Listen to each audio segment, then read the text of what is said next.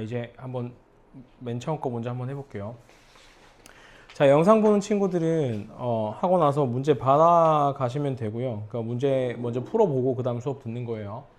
일단은 복습 먼저 한번 시켜주고 그 다음에 요거 한번 만들어 볼게요. 자, 요거는 23강의 1번이고요.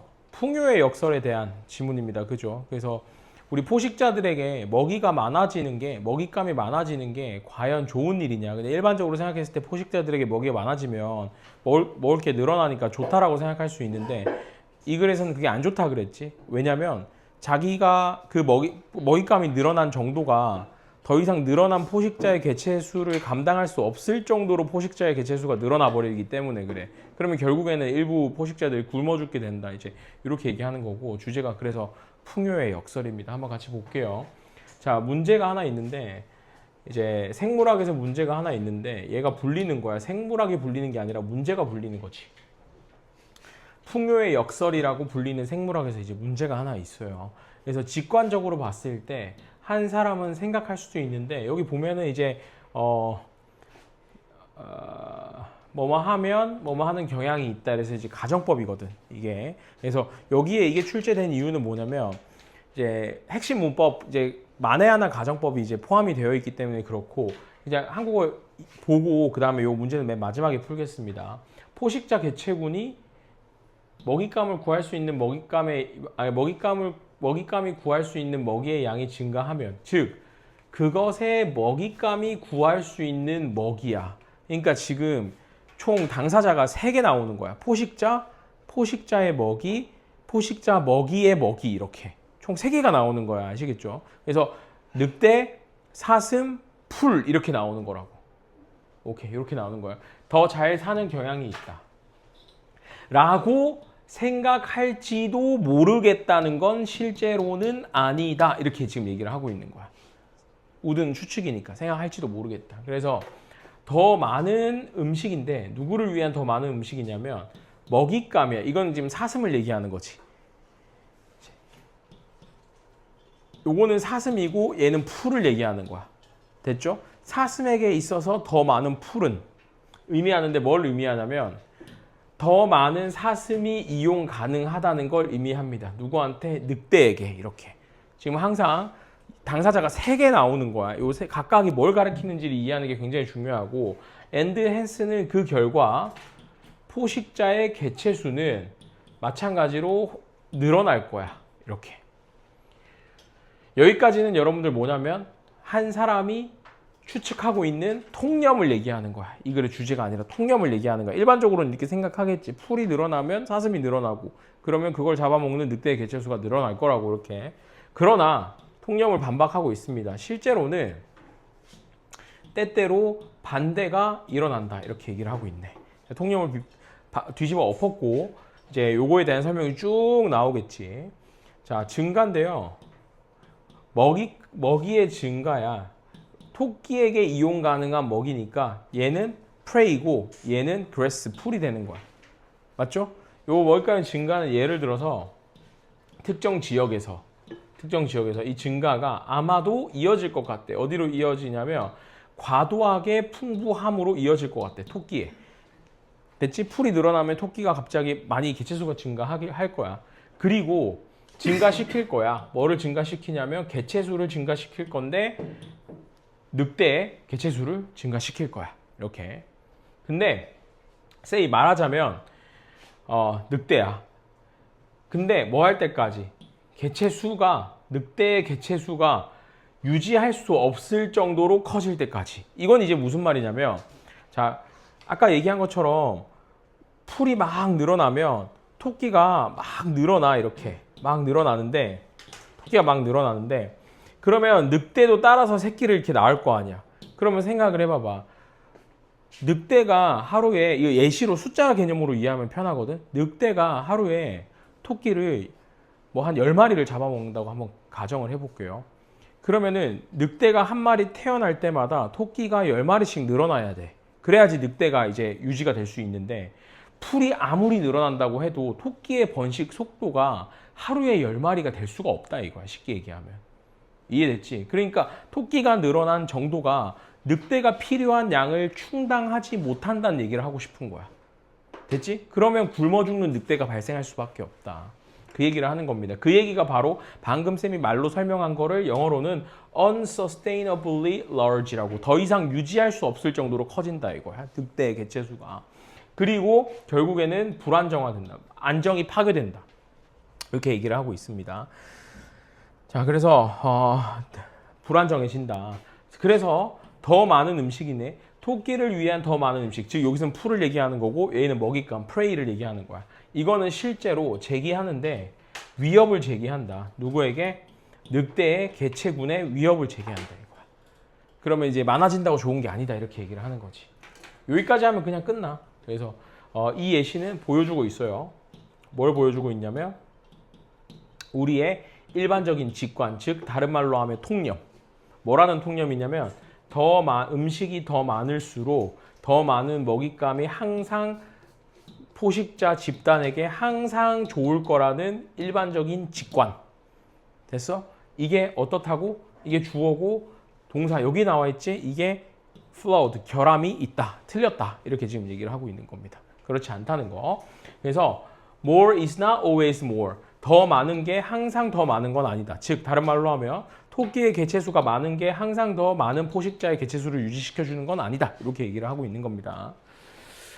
최소한 뭐의 경우에서는 포식자와 먹이의 어떤 사례에서는 더 많은 게 항상 더 많은 건 아니다. 그래서 풍요의 역설이라는 게 보여주고 있어요. 대이하의 사실을 보여주고 있는데 우리의 직관인데 풍부함과 풍성함에 대한 우리의 직관이 항상 관찰할 수 있는 팩트하고 딱 맞아 떨어진다는 건 아니다. 일치하다. conform to 하면 이제 일치하는 거니까 딱 맞아 떨어진다는 거는 아니다. 이렇게 지금 얘기를 하고 있습니다. 그래서 여기서 말하는 관찰할 수 있는 팩트라는 거는 실제 벌어지는 일을 얘기하는 거야. 늑대가 굶어 죽는 늑대가 발생한다는 그 사실을 얘기하는 겁니다. 요거하고 우리의 직관으로 따지면 늑대가 행복해야 되잖아. 근데 관찰을 해보니까 늑대가 안 행복하더라. 이 얘기를 하고 있는 거라고. 이해됐죠? 이렇게 하시면 끝나는 거고. 그래서 제목은 풍요의 역설이고 먹잇감에게 더 많은 먹이가 포식자에게 유리한가 이걸 얘기하는 거야. 다시 먹잇감에게 더 많은 먹이가, 즉 토끼에게 더 많은 풀이 항상 포식자에게 유리한가 봤더니 그게 아니라는 거지. 자, 그러면 이제 만들어 볼 건데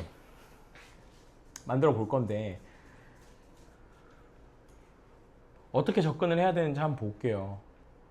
자, 여러분들 서술형 문제 경향을 보면 4문제 나온다고 가정하면 본문에 있는 내용 그대로 나오는 게 2문제, 그 다음에 본문에 없는 내용 직접 만드는 게 2문제 나온단 말이지. 그래서 이제 뭐 요지나 아니면 뭐 빈칸 요약해보라고 하는 거는 본문에 없는 거지.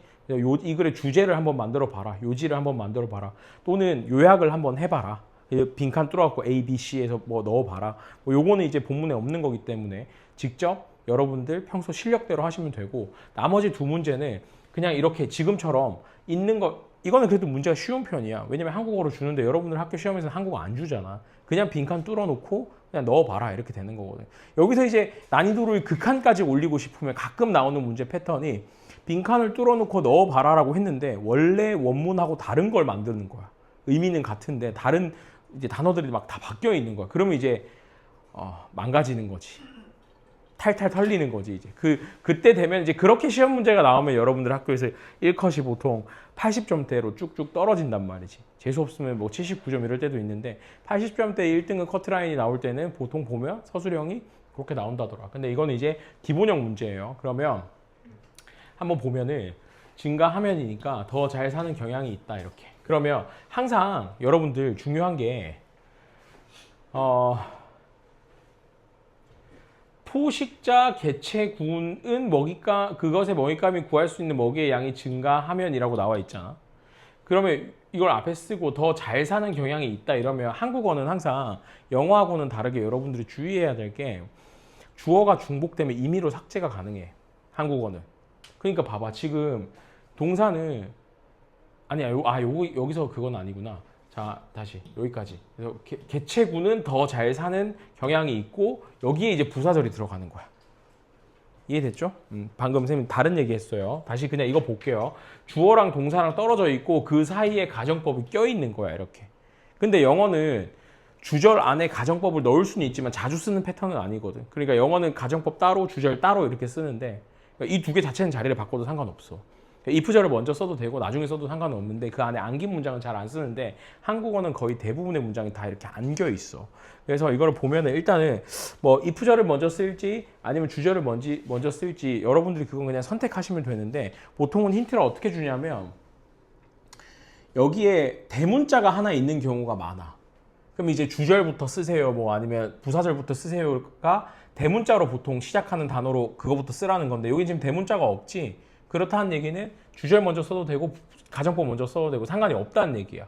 그래서 나는 본문에 나와 있는 대로 그냥 주절 먼저 써볼게. if로 시작해도 상관은 없습니다, 여러분들. if로 쓰셔도 되고 if가 뒤에 나와도 상관은 없어요. 자, 그러면 주어가 포식자 개체군이고 동사는 경향이 있다. 이거부터 나와야 된다고. 맞죠? 그러면 개체군이 population이니까 여러분 포식자 개체군은 우리가 그냥 직관적으로 봤을 때는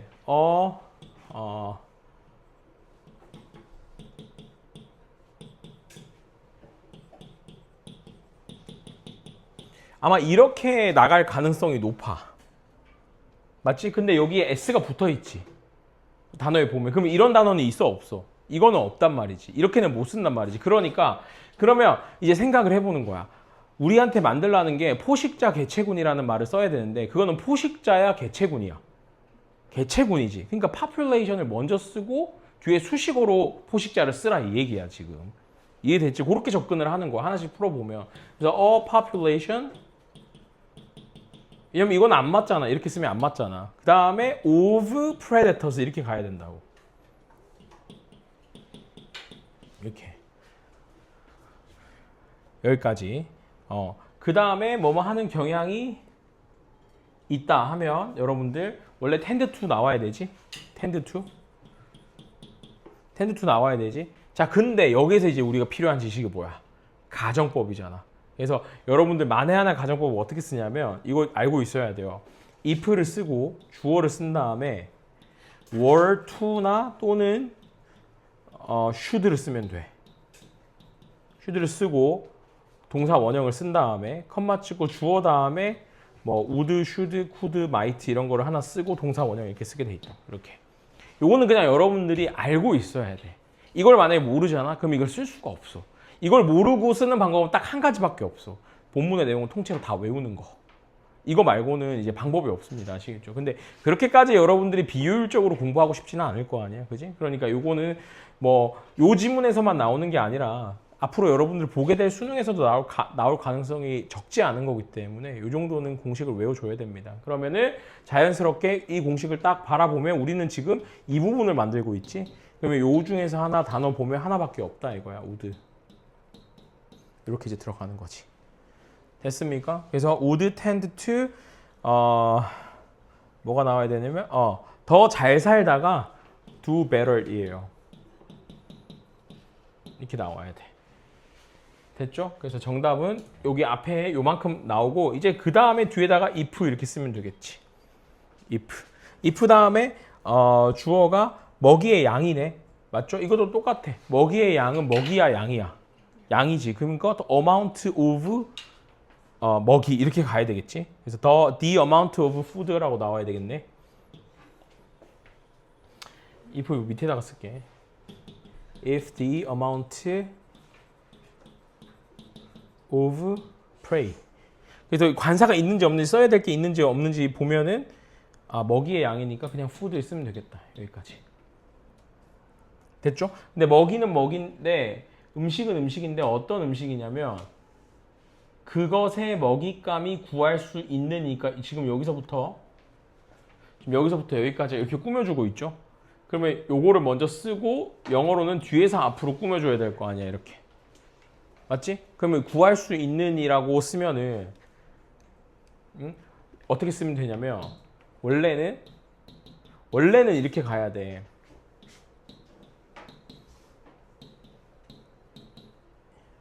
이렇게 가야 된다. 이게 뭔가 스펠링은 이상하게 쓴 것 같은데. 맞네. 이상하게 안 썼네. 자, 아무튼 이렇게 썼는데 이거 없지? 이거 주격 관계 대명사 플러스 비동사 생략할 수 있지? 그러니까 뒤에다가 그냥 바로 달아도 돼, 이렇게. 그래서 누구에게 이용 가능한 거냐면 그것의 먹이네. to 그것에 it's prey 이렇게.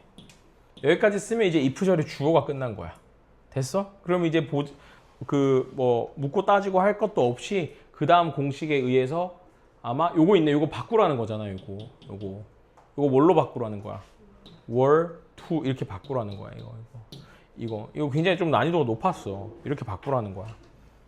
그 다음에 증가한다면이니까 마지막에 increase만 넣으면 끝난다. 이렇게 딱 되는 거야. 그래서 정답은요. Population of predators would tend to do better if the amount of food available to its prey were to increase. 이렇게 나옵니다.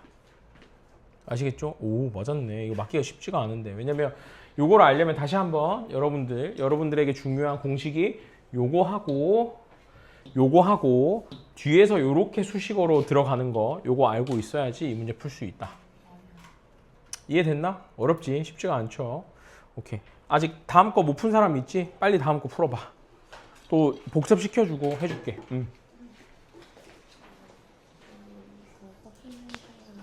어떤 거?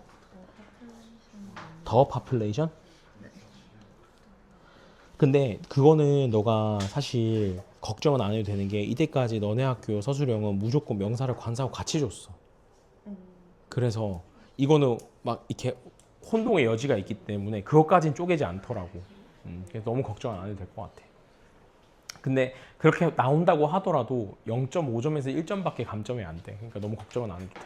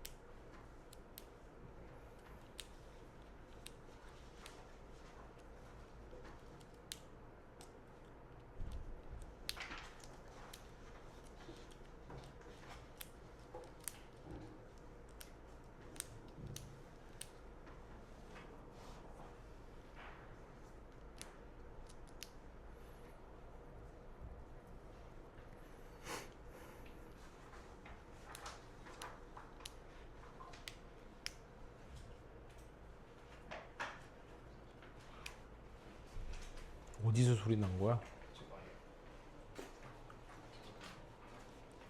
잘생기면 다야?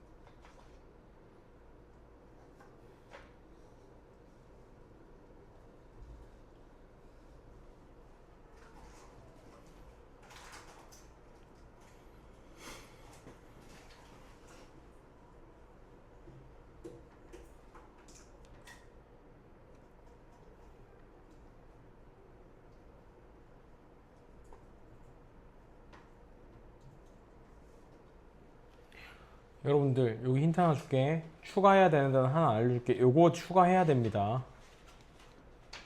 요거 들어가야 돼요.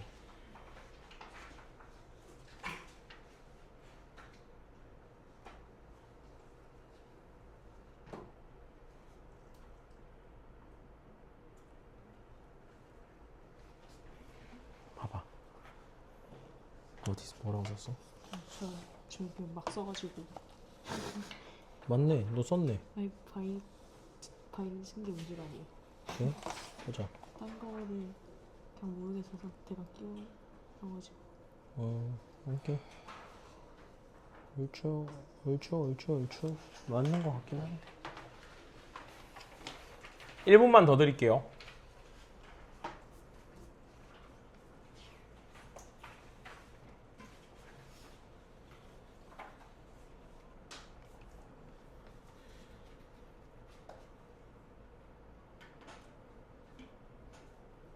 다 했어?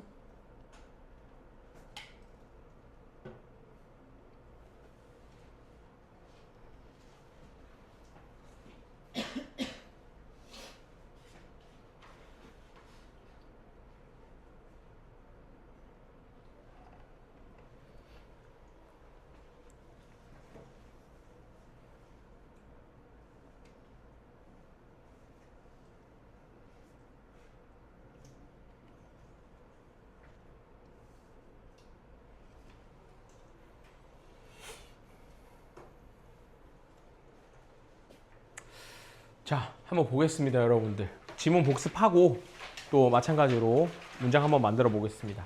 얘 있잖아. 일단은 문제가 출제된 위치를 한번 봐볼게. 여러분들이 서술형에 대해서 대부분의 학생들이 다 두려움이 있잖아. 그러니까 서술형 어렵다고 생각을 하는데 맞아, 어려워. 근데 그렇다고 해서 서술형을 맞추기 위해서 본문 내용 다 외울 거 아니지, 그지? 그러면 최소한 확률을 높이기 위해서 그래서 어떤 반전이나 주제가 되는 문장 정도는 반복해서 봐줄 필요가 있고, 여기에서도 이 앞에 여기까지의 내용을 보면은 관광 전시 효과의 긍정적인 측면에 대해서 얘기를 하고 있어. 그리고 여기서 갑자기 뒤집어서 관광 전시 효과의 이제 부정적인 측면에 대해서 얘기하고 있단 말이지. 이 문장을 기준으로 완전히 탁 뒤집어 버린단 말이지. 그럼 최소한 이 문장이나 이 다음 문장 정도는 여러분들이 타이트하게 알고 있어야 된다 이거야. 그러면 이제 확률이 높아지니까.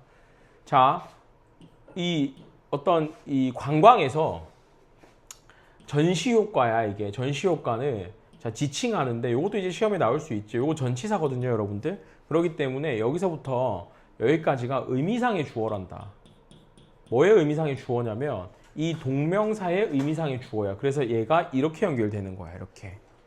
그래서 원래는 refer to가 이 문장은 원래 refer to ing 이런 문장이었던 거야. 그래서 뭐뭐 하는 것을 지칭하다야, 원래는. 그런데 여기에다가 명사를 하나 딱 넣어가지고 의미상의 주어로 활용을 하면서 얘가 얘 하는 걸 지칭하다 이렇게 가는 거예요. 이해될까? 왜냐면 선생님 그냥 요거 to의 목적어로 보고 수식어로 보면 안 되나요? 이렇게 질문할 수가 있단 말이지. 충분히 그럴 수 있겠지. 근데 그게 절대로 그럴 수가 없어. 왜냐면 주어가 관광 전시 효과잖아. 관광 전시 효과가 사람들을 가리키는 건 아니잖아. 관광 전시 효과는 사람이 아니야. 어떤 행태를 얘기하는 거지. 그렇기 때문에 이렇게 적응하는 행태이다. 근데 얘네들이 적응하는 거야. 이렇게 가야 된다고. 의미적으로 봤을 때. 관광 전시 효과는 사람이 아닙니다. 아시겠죠? 그래서 로컬 레지던트라고 하면 원래 원주민들, 그 지역에 살고 있는 사람들이 뭐 하는 거? 조정하고 맞추는 거. 조정하고 맞추는 거야. 어디에? 스타일이나 방식에. 방문객들의 스타일이나 방식에 적응하고 맞추는 걸 우리는 관광 전시 효과라고 부르는데, 예를 들면은 뭐 우리가 보통 여행을 갈 때 대부분의 사람들이 우리보다 잘 사는 나라에 가기보다는 우리보다 좀 더 물가가 저렴한 나라 쪽으로 여행을 많이 갈 수밖에 없어. 왜냐면 비행기 값 자체도 비싸기 때문에. 보통 그래서 우리나라 사람들이 여행 많이 가는 곳이 일본 아니면 동남아란 말이지. 맞죠? 그래서 왜냐면 일본이 오히려 우리나라보다 물가가 요즘 더 싸거든. 환율 때문에 일본이 우리나라보다 물가가 훨씬 싸. 그래서 말도 안 돼. 얼마 전에 선생님 삿포로 갔다 왔는데 진짜 훨씬 싸더라고. 그래서 진짜 깜짝 놀랐던 적이 있는데 우리나라 진짜 물가 비싸구나 했는데, 그래서 예를 들어서 우리가 뭐 인도네시아에 갔어. 인도네시아에 가면은 거기에 그 밥 한 끼가 보통 보면은 진짜 한국인들이 많이 가는 관광지 말고 로컬로 가면은 한 끼에 뭐 한 3,000원 이 정도 한단 말이지. 그냥 그 지역 사람들이 사는 곳에는. 그러면은 우리가 입고 있는 옷이라든지 우리가 차고 있는 시계, 우리가 사용하는 핸드폰 이런 거를 그들은 이제 가지지 못하는 거잖아. 그러니까 그걸 보고 지역 주민들은 이렇게 생각하는 거야. 지역 주민들은 알아차리는 거지. 아주 우월한 물질적 소유물들, 누구의? 방문객들의. 이거를 이제 알아차리고 그 다음에 소망을 하는 거야. 자기들도 똑같은 걸 가지고 싶다고 소망을 하는 거야. 이렇게 병렬로. 아, 나도 저거 가지고 싶다. 그래서 나도 열심히 일해야 되겠다. 동기부여가 뿜뿜 된다 이거예요. 여기서. 그래서 관광 전시 효과의 긍정적인 측면 중에 하나는 여기서 이제 원이기 때문에 동사 is로 이렇게 날라오는 거예요. 이렇게 이게 병렬이 이렇게 주어 수일치가 이렇게 되고 있고 그게 바로 뭐냐면 그 관광 전시 효과라는 게 장려하는 거야. encourage는 목적어 투부정사 이렇게 나오기 때문에 여러분들 여기서 주의해야 될 게 얘가 동사 원형으로 썼다 이거야. better가 더 나은이라는 형용사로 쓴 게 아니라 향상시키다라는 동사로 썼어요. 아시겠죠? 이게 이제 포인트입니다. 그래서 거주민들이 향상시키도록 동기를 부여한다 이거야. 뭐를? 일과 생산성을 향상시키도록 동기를 부여한다. 특히나 개발도상국에서 동남아시아 같은 개발도상국에서 요 주인들이지. 요 주인들은 누구냐면 그 로컬 주민들. 이 사람들은 동기부여가 될 수가 있어요. 뭐 하도록? 수행하도록. 더 잘 수행하도록. 여기서는 이제 부사로 쓰인 거예요. 예를 꾸며주는 거니까 더 잘 수행하도록 동기부여가 될 수 있어. 왜냐하면 그들이 보기 때문에 투어리스트에게서 뭘 보냐면 삶의 수준을 보기 때문에 C의 목적어가 이렇게 나온다. 부사를 하나 찍고 투어리스트들에게서 삶의 수준인데 이게 그들이 따라가고 싶은 삶의 수준을 보기 때문에 목적격 관계대명사가 여기에 생략이 돼 있고요. 여기에 목적어가 없는 걸 볼 수가 있어요. 이렇게 이해되죠? 그 다음 보면은 그래서 이제 그러나 반전을 줬습니다. 그러나 관광객들이 들고 다니는 고가의 물건들이니까 얘부터 쓰고 얘부터 쓰고 여기서부터 여기까지가 이렇게 들어가야 되겠지. 맞습니까? 이 타이밍에 쌤이 아까 바이를 넣으라고 했었던 게 이 타이밍에 나오는 거예요. 자, 물건들은 뭐냐면은 감탄의 대상이자 더 열심히 일하려는 동기부여의 대상이 될 뿐만 아니라 분노의 원인이 될 수도 있다. 이렇게 되어 있습니다. 이거는 지문 다 설명하고 우리가 한번 만들어 보겠습니다. 그래서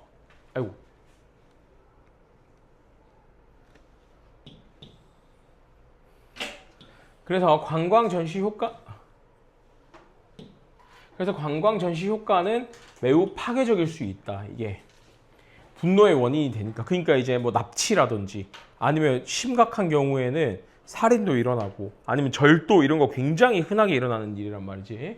그래서 지역 주민들은 그래서 여기가 마이너스야. 이게 분개하는 이잖아. 누구누구에게 분개하다 이거야. 방문객들에게 분개를 할 수밖에 없어. 왜 그러냐면 그들은 이제 생각이 드는 거지. 딱 머릿속으로 계산을 해볼 거 아니야. 내가 열심히 나도 열심히 해서 저 사람들, 한국 사람들처럼 좋은 시계도 차고 좋은 옷도 입고 하고 싶은데 머리를 딱 계산을 해보니까 내가 죽을 때까지 아무리 열심히 해도 저 정도는 불가능할 것 같다는 결론이 쓰는 거야. 오케이? 그러면 이제 어떻게 돼? 그럼 갑자기 이제 공격적으로 사람들이 변한다고. 왜냐? 그들은 얻을 수 없으니까. 봐봐. 상품들이나 라이프 스타일은 얻을 수 없으니까. 그들에 의해서 설명되는, 묘사되는. 그러니까 여기는 관광객을 얘기하는 거예요. 관광객에 의해서 묘사되는 그런 관광객이 보여주는 생활 방식은 요거 중요한 지칙 나올 수 있어요. 관광객이에요. 절대로 획득할 수 없다는 걸 이제 깨닫게 되는 거야. 그래서 노출인데 뭐에 노출이냐면 주인 사회, 그러니까 즉 그 현지 사회의 노출이야. 뭐가 노출되는 거냐면 요런 거 노출돼. 관광객의 제품들이나 아니면은 삶의 방식 이런 게 노출되잖아. 그러면 이 노출은 결국에는 만들어낼 수 있어. 불행함을 만들어낼 수 있어. 이 주인들에게 불행함을 만들어낼 수밖에 없는 거지 사실. 입장 바꿔 생각해 보면 뭐에 대해서 불행함을 만들어내냐면 what they previously regarded as satisfactory. 그들이 이전에는 만족스러웠다고 간주했던 것들에 대해서 불행함을 느낀다 이거야. 옛날에는 왜냐면 그걸 보기 전에는 나는 문제가 없어서 내가 사는 것도 충분히 괜찮았는데 이미 보고 나니까 굉장히 불행해졌다 이거야. 그러니까 이게 행복의 상대성에 대한 내용입니다. 아시겠죠? 아, 왜 자꾸 더 내리고 싶은데 더 안 내려가네. 그래서 관광 전시 효과라는 것은 결국에는 can often generate jealousy, 질투심, 분개, 그리고 심지어 이거 무슨 뜻이? 이거 증오라는 명사예요. 증오. 투어리스트들에 대한 증오까지 만들어낸다. 요 나라에서. 특히나 뭐 할 때? 특히나 지역 주민들이 그들이 투어리스트들만큼 부유해질 수 없을 때. 그리고 요 봐봐 위에 아직 나머지 있지. 해줄 수 없고 똑같은 삶의 기준을 가질 수 없다고 판단될 때 이렇게 된다 이거예요. 자, 그러면 이제 우리 문장을 한번 만들어 보겠습니다. 자, 여기 보면은 일단은 고가의 물건들부터 이 글은 시작을 해야 돼. 맞습니까? The expensive 원래는 카메라랑 시계가 나와야 되는데 근데 여기는 이제 the expensive 물건들이라고 했으니까 아이템이 나와야 되겠구나. 변형됐네.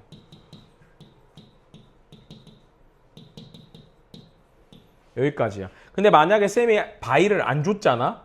그럼 뭐라고 써도 되냐면 tourist carry라고 써도 돼. 이렇게 써서 이렇게 가도 맞거든. 근데 실제로는 저기 바이가 없었지. 그러니까 이렇게 써도 된다는 거야. 근데 쌤이 바이를 줬지. 그러려면 바이가 들어가려면 어떻게 돼야 되냐면 이렇게 돼야 돼.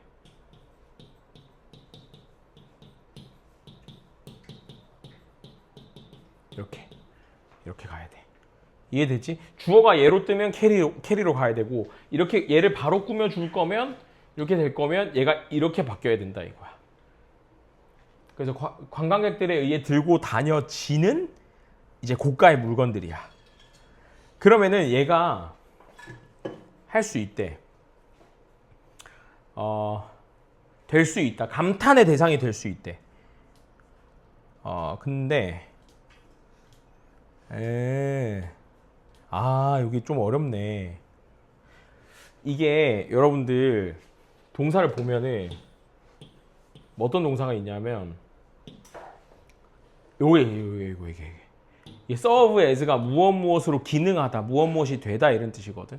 그러니까 얘를 이제 not only로 붙여서 써야 되겠네. can serve 이렇게 와야 돼. 이렇게. 그 다음에 뭐가 나와야 되냐면 not only가 나와야 돼. 그 다음에 as 이렇게 나와야 돼.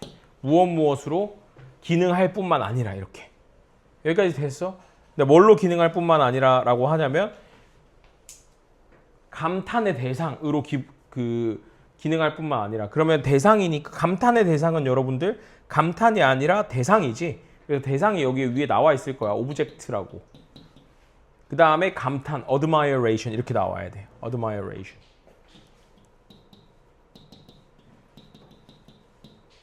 그런데 봐봐. 감탄의 대상이자라고 했으니까 뒤에다가 접속사를 하나 붙여서 하나 더 써줄 거야. 감탄의 대상이자. 뭐다? 열심히 일하려는 동기부여의 대상이잖아. 그러니까 대상은 앞에 썼으니까 동기부여, 열심히 일하려는 동기부여라는 말만 써주시면 됩니다. 그래서 열심히 일하려는 동기부여는 열심히 일하다가 아니라 동기부여야. 그러니까 여기 동기부여가 먼저 나와야 돼. 이렇게. 이거는 변형이 있어가지고 조금 어렵네. 근데 어떤 동기부여냐면 to work, 열심히 일하려는, harder 이렇게 해서 이렇게 꾸며주는 거야. 이렇게. 그럼 여기까지 봤을 때 여러분들 칠판 잠깐 볼까? 선생님 병렬 구조 알려줄게. 대상이잖아. 그럼 여기도 보면은 감탄의 대상이자 동기부여의 대상 이렇게 나와 있잖아. 그치? 그러니까 사실 여기 앞에 오브젝트 이게 생략되어 있는 거야. 똑같아서 생략시킨 거야. 여기도 있고 여기도 있고 이렇게. 됐지? 근데 이제 문제의 조건에 따라서 글자 수가 지정이 안 되어 있으면 이거 둘 다 써도 되고요. 왜냐면 여러 번 써도 된다는 조건과 이게 조건들을 잘 확인해야 돼. 한 단어를 한 번만 쓰라든지 아니면 중복해서 써도 상관없다든지 아니면 글자 수를 정확하게 지키라든지 이 조건에 따라서 이게 들어가야 될 수도 있고 안 들어가야 될 수도 있는 거지. 이해됐죠? 그래서 이제 나는 그냥 안 쓰고 해볼게요. 그러면은 안 쓰고 해본다라고 하면 요게 요렇게 해서 요렇게 꾸며주는 거야. 병렬은 어떻게 되냐면 요만큼 요게 이제 병렬이 되는 거지. 이렇게. 됐나? 무슨 말인지? 오케이. 자, 그러고 나면 감탄의 대상이자 아니면 더 열심히 일하겠다는 동기부여의 대상이 될 뿐만 아니라 했으니까 이제 but also 여기서 나온다. 이렇게 but also 여기서 나온다. 됐죠? 근데 뭐가 된다? 분노의 원인이 될 수도 있다. 이랬으니까 뭐뭐로 기능하다. 여기서 또 병렬이 되는 거야. but also as 이렇게 나와야 돼. 그러니까 여기에 but also 이제 serve가 여기에 원래 있던 거야. 이렇게 serve 이렇게 serve as라고 써도 상관없어요. 상관없습니다. can serve not only as, can but also serve as 이렇게. 이건 써도 되고 안 써도 돼. serve 앞에 나와도 돼. 앞에 나오면 안 되지. 접속사가 여기 있어야 되니까. 됐나? 또 기능할 수 있어. 뭐로 기능할 수 있냐면 분노의 원인. 그러니까 원인 오브 분노 이렇게 해야 되겠네. A source of anger. 이렇게 쓰시면 돼요. 그래서 읽어보면 이제 최종적으로 한번 읽어볼게요. 자, 볼게요. 값비싼 뭐라고? 소스가 2개인데요. 소스가 2개야?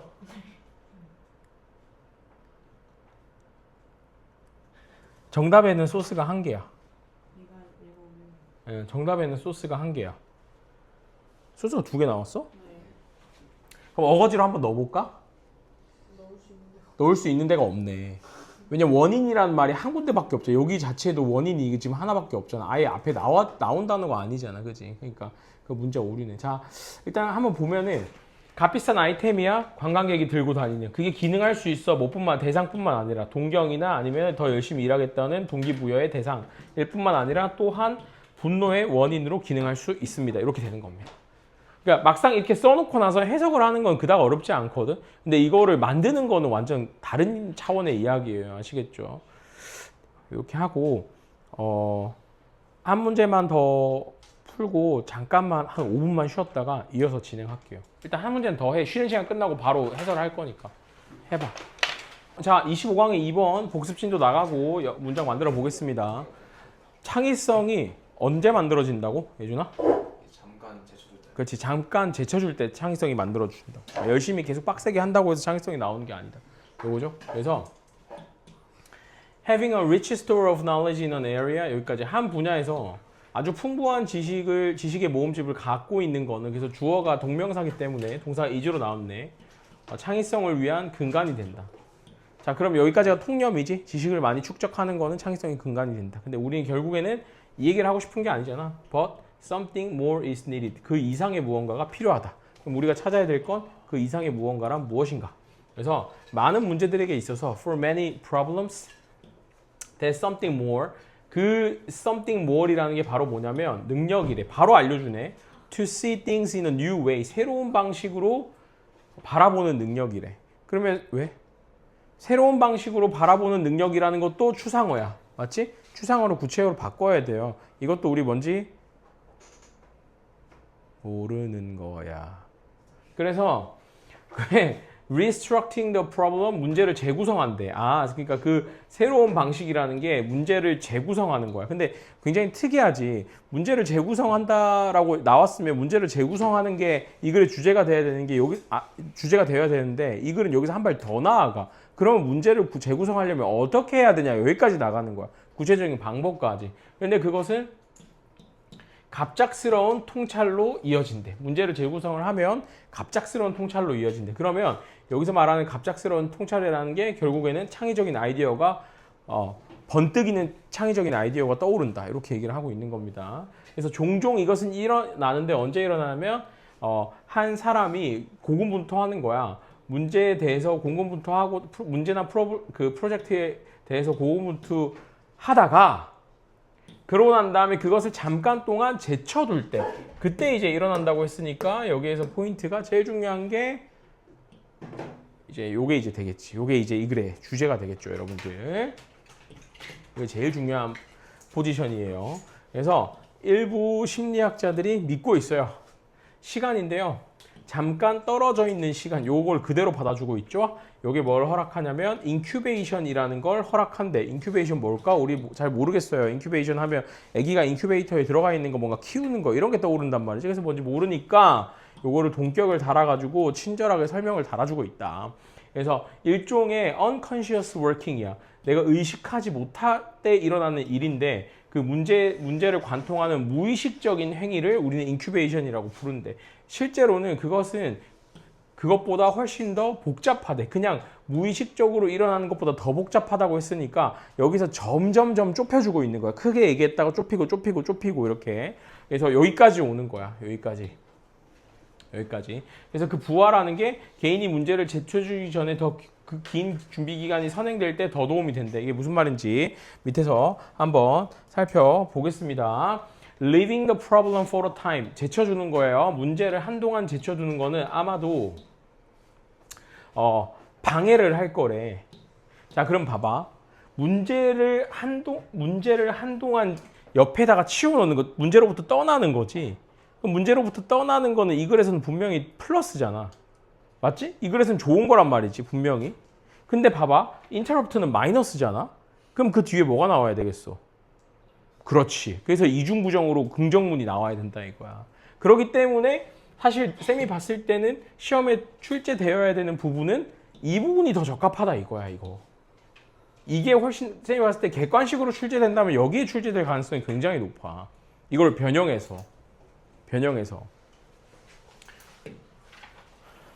그래서 방해하는데 그러면 봐봐. 여기 마이너스니까 봐봐. 엄격한 방식이니까 이것도 이제 마이너스잖아. 창의성을 발휘하는 데 있어서 그 절차가 딱딱하고 방식이 엄격하면 창의적일 수가 없잖아.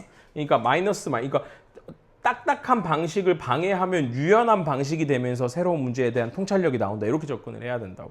그래서 뭐에 생각에 스트릭트한 아주 딱딱하게 굳어있는 그거를 이제 중단시킨다. 엄격한 사고방식을 중단시키고 그 결과 이제 너는 할 수 있다고 나왔지? 그러면 이제 플러스가 나와야 된단 말이지.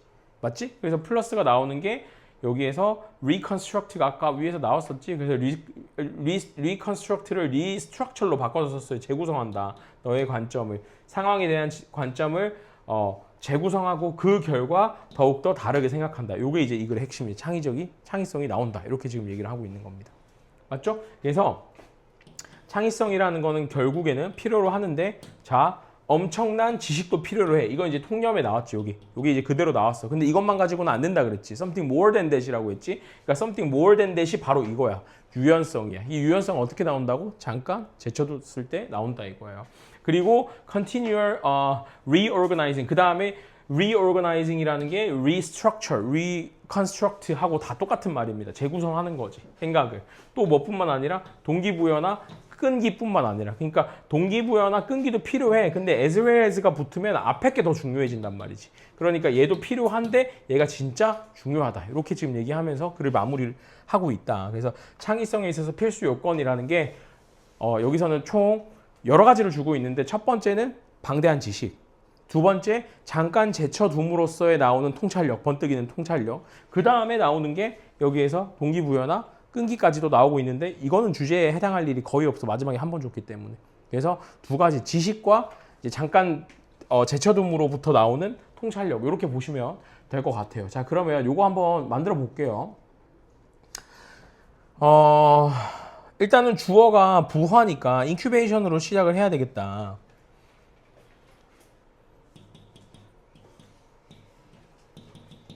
이렇게 항상 주어를 찾고 난 다음에 그 다음 찾아야 될 거는, 자, 순서를 잘 기억하자. 주어를 찾으면 그 다음엔 동사를 찾는 게 아니야. 수식어를 먼저 찾아. 왜냐면 영어에서 수식어는 뒤에 들어가니까. 근데 수식어는 있어도 그만 없어도 그만이지. 그 다음에 동사로 가는 거야. 요 구조로 가는 거야. 그 다음에 이제 동사의 형식에 따라서 뒷구조를 완성하는 겁니다. 근데 한국어 보니까 한국어에서는 수식어가 무조건 앞에 들어가야 되는데 앞에 아무것도 없지? 그러면 부화 나오면 바로 동사로 가라 이렇게 얘기를 하고 있는 거예요. 됐죠? 그래서 더욱더 도움이 된다니까 is more helpful 이렇게 간다.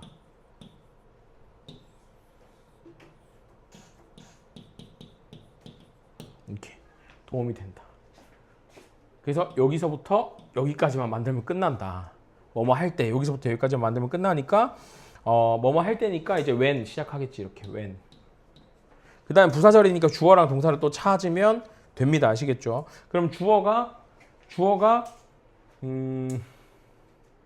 더 긴 준비 기간이 선행할 때 개인이 문제를 제쳐두기 전에가 맨 뒤로 와야 되겠네.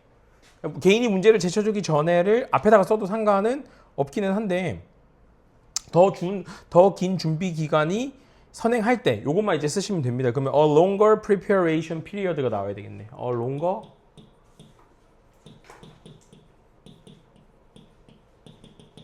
더 긴 준비 기간 이렇게 나오고 그다음 동사가 여러분들 선행하다거든.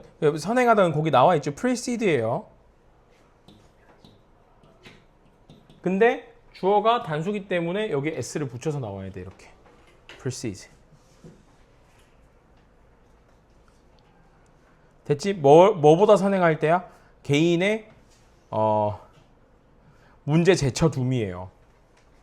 개인이 문제를 제쳐두기 전에 개인의 문제를 제쳐두는 거지. 세팅. 근데 어떻게? aside. 근데 뭐를 제쳐두는 거냐면 그 문제를 이렇게.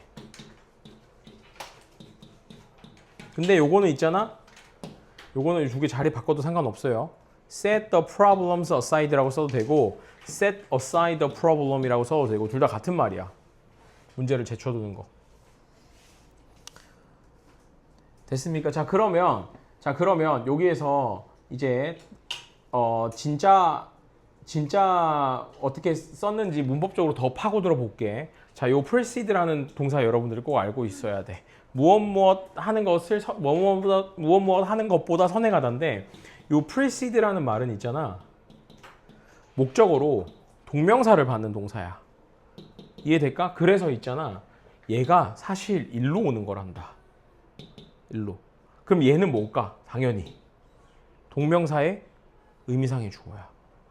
동명사의 의미상의 주어는요, 여러분들 목적격이나 소유격을 써야 돼.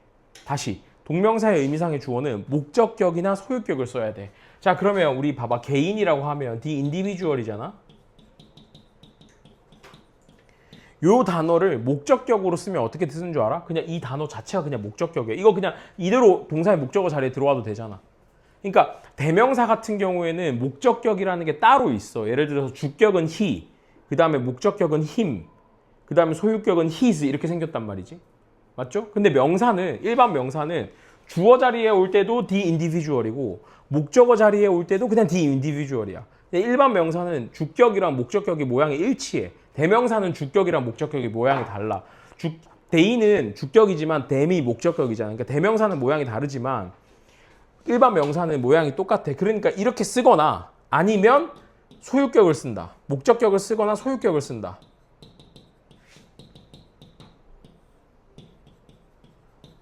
이게 소유격이잖아. 그러니까 이 두 개 다 아무거나 둘 다 들어와도 돼. 여기에. 됐나? 이렇게 푸는 거고. 그럼 이렇게 보면은 그냥 여기 individual이라는 단어만 있으니까 이렇게 써도 되고 이렇게 써도 되고 이렇게 써도 되고 둘 다 정답입니다. 그래서 개인들이 문제를 잠깐 제쳐두는 것보다 선행한다. 이렇게 가는 거야. 됐지? 근데 만약에 얘가 여기서 한 발 더 나아가서 만약에 얘가 개인들이라는 특정 명사로 주지 않고 여기다 they라고 줬다고 해볼게. 그냥 그들이라고 줬다고 해볼게. 그러면 이 자리에는 뭘 써야 되냐면 them을 쓰거나 이게 them 목적격이지. 아니면 they이라고 써도 돼. 이렇게. 이거 소유격이지. 이렇게 보기의 제시어가 이게 아니라 이렇게 들어오면 얘 아니면 얘를 써야 된다. 이 얘기를 하고 있는 거지. 목적격 아니면 소유격이니까. 동명사의 의미상의 주어는. 어렵지. 설명을 들어도 아마 이런 생각이 들 거야. 설명을 들어도 내가 과연 시험 문제 나왔을 때 이걸 떠올릴 수 있을까? 이렇게 생각이 들 수 있는데 뭐 최소한 이렇게 precede라는 동사를 잡고 목적어로 ing를 받아서 동명사의 의미상의 주어를 쓴다라고 하면 배운 것만큼은 아마 만들 수 있지 않을까 생각이 들어요. 그냥 이렇게 하나씩 쌓아가는 거니까 이렇게 보시면 됩니다. 그 다음에 이렇게 보시면 되고 이제 4번 마지막 거 4번으로 갈게요. 26강의 3번입니다. 일단 26강의 3번 설명 먼저 간단하게 하고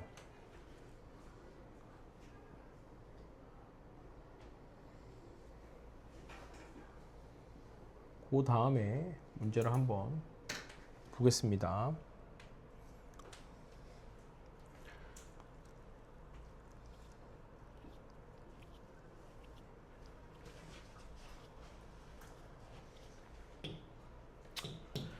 요거는 이제 26강의 3번 같은 경우에는 위대한 화가는 규칙을 깬다는 얘기를 하고 있었어. 그래서 예시를 보면 알고 있지. 뭐 기억날지는 모르겠지만 복습을 했으면 아마 기억이 날 거야. 뭐 영국 어디에 무슨 뭐 미술을 담당하는 어떤 기관에서 뭐 이렇게 얘기하잖아. 뭐 무슨 색깔을 어디에 쓰면 안 된다고 막 이렇게 규칙처럼 정해줬는데, 근데 이제 실제로 그거를 깨버리고 그림을, 뭐 파란색 내용이 나왔거든. 그러니까 그거를 깨고 그림을 그렸을 때 사람들이 더 와 창의적이다 뭐 이렇게 얘기를 했다라는 거지. 그러니까 화가가 봐봐, 여기 이제 굉장히 중요한데, 화가가 적절한 균형을 이루기 위해 노력하는 모습을 지켜보는 것은 굉장히 흥미롭대. 그러면 이렇게 딱 봤을 때 우리가 어떤 생각이 들어야 되냐면, 이거는 그냥 내신 대비를 한다고 생각하지 말고 이 문장을 내가 수능에서 만났다고 한번 생각을 해봐, 머릿속으로. 여러분들이 과연 화가가 적절한 균형을 이루기 위해 노력하는 모습을 지켜보는 것은 흥미롭다라는 말을 봤을 때 과연 제대로 이해가 되는가? 왜냐면 이 첫 문장에 나오는 한 단어 한 단어는 어려운 단어가 하나도 없어. 적절한 균형이라는 거 모르지 않잖아. 그 다음에 화가가 노력하는 모습을 지켜본다는 것도 어렵지 않은 내용이거든. 분명히 어려운 내용이 아니야. 근데 이 어렵지 않은 쉬운 단어들로 구성된 문장이 과연 여러분들의 기준은 딱 이거야. 이 문장을 주고 너네 동생이 있다라고 가정을 했을 때 동생한테 이거 무슨 뜻인지 정확하게 설명할 수 있어? 이렇게 스스로한테 물어보면 이게 설명이 안 된다고. 왜냐? 이 사람이 생각하는 적절한 균형이라는 게 뭔지 모르니까. 우리는 노력이라는 거는 굉장히 구체적이잖아. 근데 이게 뭔지 모른단 말이지, 이게. 그러면 여기까지 딱 봤을 때 내가 만약에 내 동생한테 이걸 설명해 보라고 했을 때 나 적절한 균형이 뭔지 모르겠네 라는 생각이 들면 이 글을 읽으면서 이 작가가 의미하는 적절한 균형이 뭔지 찾기만 하면 돼. 그냥 이해될까? 이렇게 접근을 하시는 거고요. 자, 그러나 요 또 나왔지. 요거 또 나왔지. 우드 슈드 쿠드 마이트까지 나온다 그랬지. 만에 하나 우리가 물어본다면 그에게 왜 그가 이것을 했거나 또는 그것을 바꾸었거나 이렇게 물어본다면 여기서 말하는 그는 누구밖에 없어? 화가밖에 없지. 그러니까 화가가 뭔가 그림을 그렸거나 아니면 어떤 그림을 손봤다는 얘기야. 오케이? 근데 그 목적이 뭐겠어? 왜 그림을 그렸거나 손봤겠어? 균형을 이루기 위해서야. 뭔진 모르겠지만, 어쨌건 뭔진 모르겠지만 균형이라는 걸 이루기 위해서 왜 이 짓을 했냐?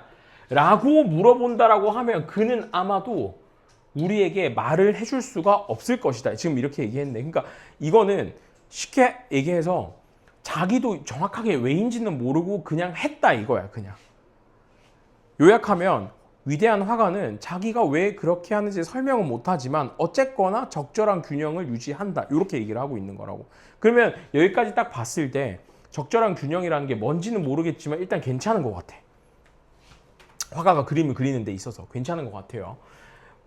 사실 끝까지 읽더라도 정확하게 적절한 균형이 뭔지 탁 하고 감이 쓰는 문장은 안 나오기는 하는데 일단 읽어볼게요.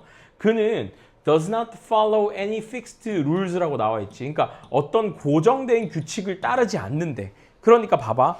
적절한 균형이라는 게 정해진 규칙을 따름으로써 오는 게 아니다라는 얘기를 하고 싶은 거야, 지금.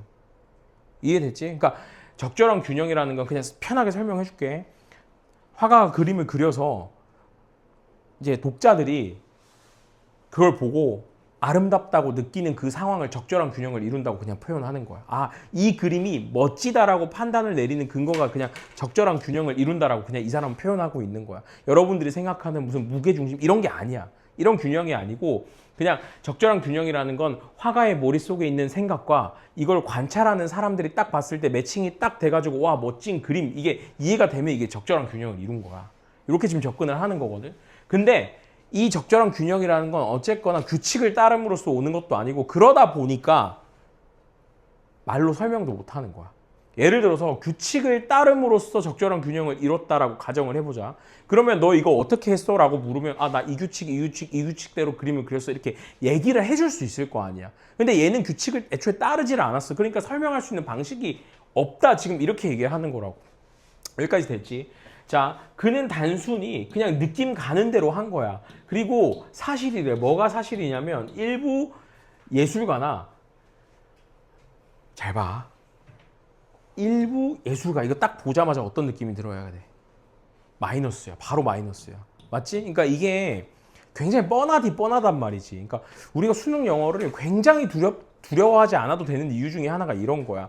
우리가 수능 영어가 아니라 일반 살아가면서 보게 되는 많은 텍스트에서는 일부 사람들이라는 게 가리키는 게 마이너스를 의미하지 않는 경우가 더 많아. 근데 수능 영어 지문에서 일부 사람들은 무조건 마이너스야. 그냥 안 좋은 거야. 그러면 예측이라는 게 된단 말이지. 일부 예술가라고 하면 이 사람들은 뭘 해야 되냐면 앞에 있는 내용이랑 견주어서 생각을 해보면 규칙을 따르는 사람들이야.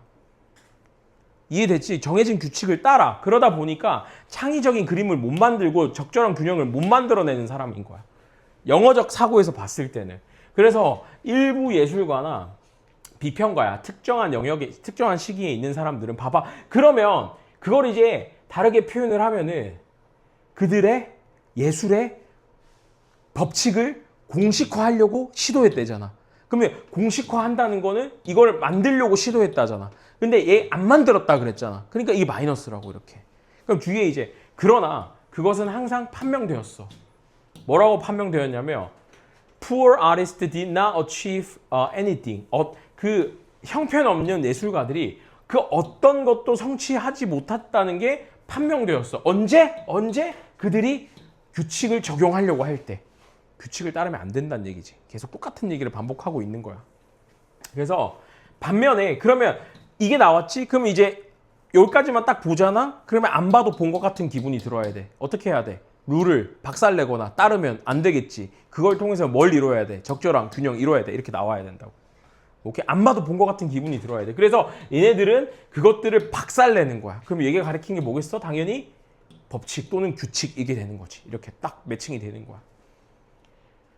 규칙을 따르지 않고 그러나 봐봐 잘 봐. 규칙은 안 따랐어. 규칙 박살냈어. 그러나 성취했어. 뭐 성취해야 돼? 이거 성취해야 된다고. 이거.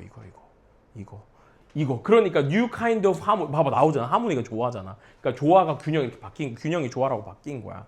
하모니. 근데 그 어떤 사람도 이전에는 생각하지 못했던 조화라는 걸 만들어낸다 이거야. 아시겠죠 여러분? 이렇게 글을 읽으면 읽을수록 여기에서 굉장히 흐릿했던 글이 조금씩 선명해지면서 여기선 시력이 0.1이라면 0.2, 0.3, 0.5에서 1.0까지 올라가는 그 과정을 느끼라고 글을 읽는 거야. 그 과정을 느끼라고. 근데 사실 객관적인 글의 입장에서 봤을 때 절대 좋은 글은 아니야. 우리가 일반적으로 좋은 글이라고 하면 독자들한테 탁 꽂히게 선명하게 제시를 해줘야 되는데 수능 영어 지문은 논리력을 보는 거기 때문에 불투명한 걸 투명하게 만드는 과정이야. 자, 그래서 When the great English painter 자, 이제는 이제 예시가 나오네.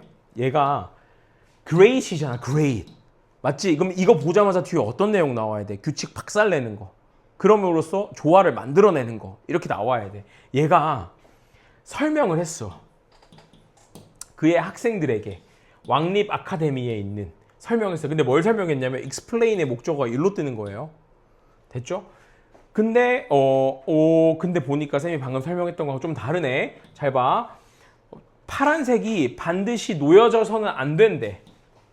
그 그림의 foreground가 이게 전경이란 뜻이에요. 전경. for이 앞이란 뜻이기 때문에 이마가 forehead거든. 이게 forehead야. 앞에 있는 머리를 forehead 이마라고 부르는 전경에. 파란색이 전경에 나오면 안 된다라고 학생들에게 설명을 했대. 그럼 지금 이거는 딱 여기까지 보니까 그러니까 파란색이 전경에 나오면 안 되고 반드시 보존되어야 된대. 멀리 떨어진 배경에. 그러니까 그림이 있으면 피사체가 있고 뒤에 배경이 있을 거 아니야. 배경, 그러니까 내 피사체를 전경이라고 부르는 거고 그 뒤에 깔려 있는 걸 배경이라고 부르거든. 나를 이대로 사진을 딱 찍으면 foreground는 나고 전자칠판은 background야. 이렇게 이해를 하시면 됩니다. 그러면은 이렇게 설명을 했대. 그럼 딱 읽어보니까 요거는 쌤이 아까 great라는 말이 붙어서 혼돈을 좀 일으켰는데 나도 혼돈을 좀 일으켰는데 여기까지 딱 읽고 보니까 이거는 규칙을 강조하는 거야? 규칙을 파괴하는 거야? 강조하는 거야. 이해됐지? 무슨 말인지. 규칙을 강조하는 애야. 그러니까 얘는 자연스럽게 이제 마이너스가 될 가능성이 높아진 거지. 뭔가 그냥 힌트를 잡아서 게임 문제를 풀어나간다고, 퀴즈를 풀어나간다고 생각을 한번 해볼게요. 왜냐하면 The fading hills on the horizon, 이게 흐릿해지는 그 지평선에 있는 흐릿한 언덕에 대해서. 근데 이거 필요 없고, 이런 말은 필요 없고, 그렇게 했던 반면에 그의 라이벌인 토마스 누군지는 모르겠지만 이 사람은 앞에 있는 이야기에서 가듯이 원했대. 뭐를 증명하기를 원했대. 그러한 학문적 규칙이라고 딱 나와줬지. 그러한 학문적 규칙이라는 게 말이 안 된다고 생각을 한 거야, 애초에. 맞지? 그러면 얘는 이제 규칙을 지금부터 박살낼 거고 하모니를 이루어서 위대한 화가가 될 거야. 됐지? 그렇게 보면은 그는 그래서 그렸어. 그러면 여기서 말하는 이 그는 규칙 파괴하는 애. 규칙 파괴하는 애. 그래서 얘는 엄청나게 유명한 블루보이라는 걸 그림을 그렸고 이 블루보이의 블루 코스튬이라는 게 이제 결국에는 파란 색깔 옷을 입고 있는 사람의 그림을 그린 거거든. 그러니까 뒤에는 이제 그냥 갈색이나 검은색이 나오고 맨 앞에 나와 있는 주인공이 파란색 옷을 입고 있었다 이거예요. 아시겠죠? 그래서 이 파란색 어디에 있는 중앙에, 그림의 한 중앙에 전경에 있는 파란 색깔 옷이 두드러지는 거야. 아주 멋있게 두드러지는 거야. 뭐와 대비되어서? 따뜻한 갈색깔, 배경의 따뜻한 갈색깔에 대비되어서. 그러면은 이 그림은 어떻게 평가받아야 되냐면 굉장히 적절한 균형을 이루고 조화를 이룬 상태에서 창의적인 그림이다. 이렇게 평가를 받는 글이겠지 이게. 그림이겠지 이게. 이렇게 이해를 하시면 되고요. 주제는요. 그래서 위대한 화가는 규칙을 깨트린다. 이게 이제 주제야. 그래서 이 문장 만들어 볼게요. 같이. 자, 다 왔습니다, 여러분들. 만들어 보면 지켜보는 것은 흥미롭대. 그럼 봐봐. 지켜보는 것은 흥미롭다고 했을 때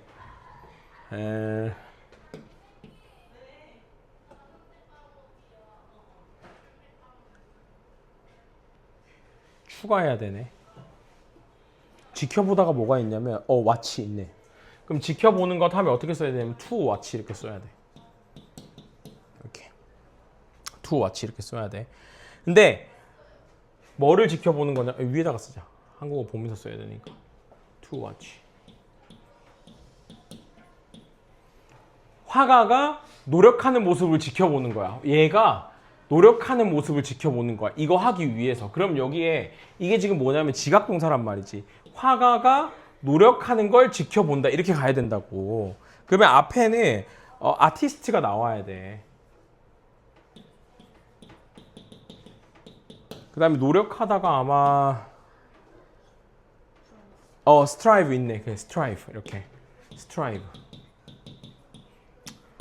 요거 이제 지각동사니까 strive라고 써도 되고 striving이라고 써도 돼. 동사 원형과 ing 둘 다 써도 됩니다.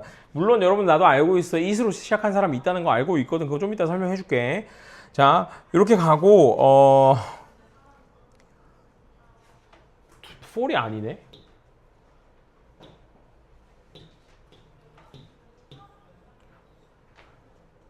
strive for 뭐뭐 하기 위해서 노력하는 거니까 to가 나와야 되겠네. for 나와도 되기는 한데 밑에 한번 볼까? 있나? to가 있구나. 그럼 for는 지워야지. to 뭐뭐 하기 위해서예요. 성취하기 위해서. achieve.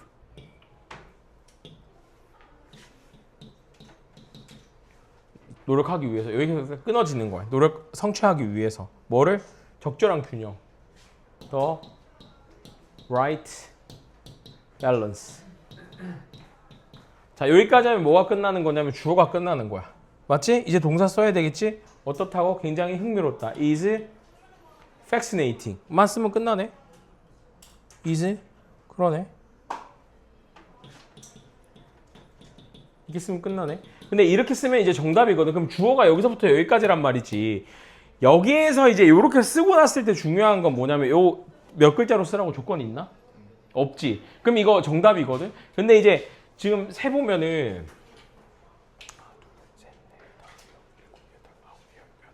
12글자야. 12단어야. 근데 13단어라고 쓸 수도 있어. 조건에 13단어다. 그러면 이제 뭐가 나와야 돼? It is vaccinating. to watch 어쩌고 저쩌고 이렇게 써야 돼. 그러니까 글자 수에 따라서 진주어 가주어를 쓰냐 아니면 투부정사구를 그대로 주어로 쓰냐 이렇게. 근데 여러분들 학교 문제는 무조건 글자 수가 나온단 말이지. 몇 글자로 쓰세요 이렇게 나온단 말이지. 그러니까 그 글자 수에 맞춰서 그러니까 쌤이 이걸 먼저 쓰는 이유는 뭐냐면 대부분의 아이들이 이게 더 익숙하단 말이지. 근데 이렇게 쓰고 보면 12글자라고 쓰라고 조건에 있으면 세보면 13글자란 말이지. 그러면 뭔가 이상하잖아. 그럴 때 뭐를 빼야 되냐라고 했을 때 이걸 빼고 이걸 앞으로 끌어내는 것까지 알고 있어야 된다 이거야. 이해돼서 무슨 말인지? 여기까지 할게요. 오케이.